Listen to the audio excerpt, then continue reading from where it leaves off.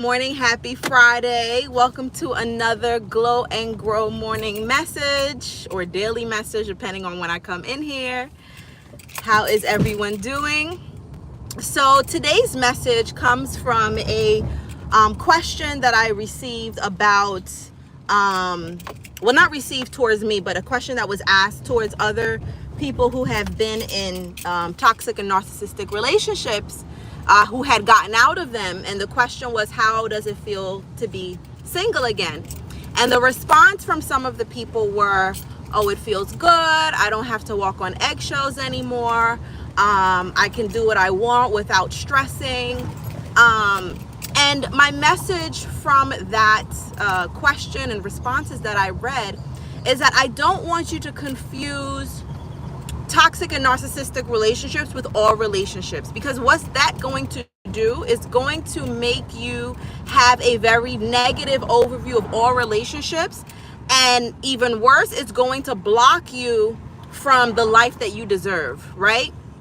And don't get me wrong, I'm not saying everyone has to be in a relationship right now, but we know the overall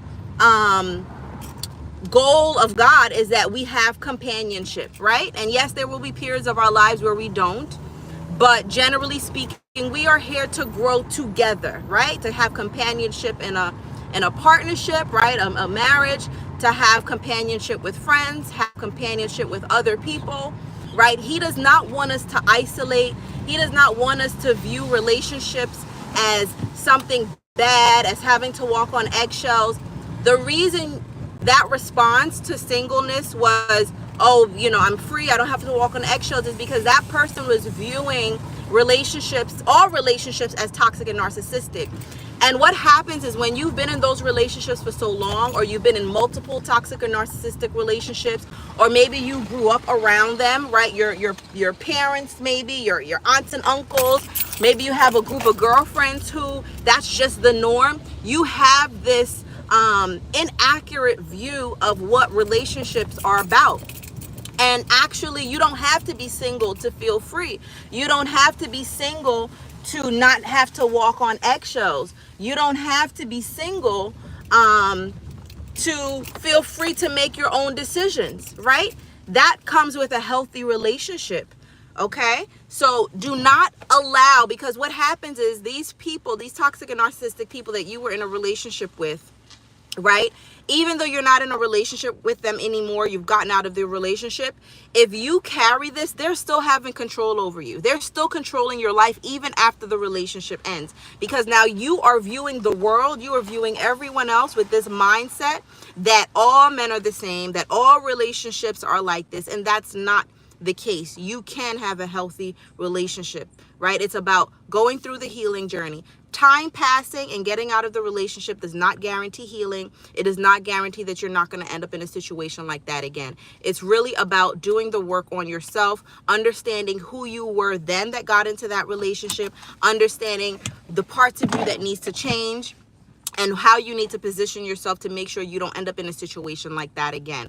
But do not allow these toxic narcissistic people to ruin your view about relationships, to ruin your view about, men in general. And if you're a man watching this, to ruin your view about women. The same way that you are a good person, there are other good people out there. The same way that you, welcome Asif, the same way that you are loyal and respectable, and you respect others, and you just want to pour into others and love on others, right? There are other people out there like that as well, right? Don't think you're just the only one. And I know when you are in these relationships or you're coming out of these relationships, you tend to think you're the only one. Something's wrong with you because everyone else, the dating world has gone to hell, right? That's what a lot of people say. And yes, in our culture, yeah, some things have changed. However, the same way you are a good person, there are other good people out there as well. Okay, so do not let this experience taint your view on the world, taint your view on others. This is something I go deeper into in my program, The Relationship Detox, is how to be able to trust others again. Because when you come out of these relationships, if you don't do the work on your healing, I have a headache. Ooh. If you don't do the work on your healing, you are not going to be able to trust others. And that's a very heavy unfulfilling way to live. We don't want to live where we're always on guard. Yes, we need to be wise. Yes, we need to use discernment, but we don't want to be in a space where we can't trust others. And more importantly, we can't trust ourselves. You want to learn how to trust yourself so that you know how to pick the right people of your life. Okay? Good morning, Jazz. Good morning. I have to run. I'll be back on later. It's Friday. Let's hang out together. I have some things going on, so I will be popping in and out. Join me. Send me any questions you have. It's going to be a live day, okay? Or at least a live morning, all right? All right, I'll see you guys soon. Turn on your notifications if it's not already turned on. Subscribe if you're not already subscribed. Once you do subscribe, you hit the subscribe button again. It'll give you a drop down. You hit all notifications, and you will be able to get notified when I pop on again, all right, in a couple hours. All right, guys. Remember, God wants you to thrive in all areas of your life, so let's not settle. All right? Take care.